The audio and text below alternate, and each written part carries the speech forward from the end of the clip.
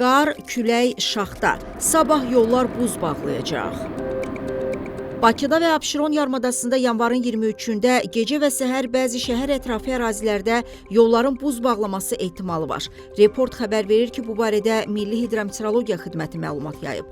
Bildirilib ki, sabah hava şəraitinin dəyişkən buludlu olacağı, arabir tutulacağı, əsasən yağmursuz keçəcəyi gözlənilir. Şimal-qərb küləyi əsəcəyi. Havanın temperaturu gecə 2 dərəcə şaxtadan 1 dərəcəyə qədər isti, gündüz 4-8 dərəcə isti olacaq. Azərbaycanın rayonlarında havanın əsasən yağmursuz keçəcəyi, lakin gündüz bəzi dağlıq ərazilərdə qısa müddətli yağıntılı olacağı, qar yağacağı gözlənilir. Bəzi yerlərdə duman olacaq, mülayim qərb küləyi əsəcək. Havanın temperaturu gecə 1-6 dərəcə şaxta, gündüz 5-9 dərəcə isti, dağlarda gecə 7-12, yüksək dağlıq ərazilərdə 12-16 dərəcə şaxta, gündüz 0-5 dərəcə şaxta olacaq.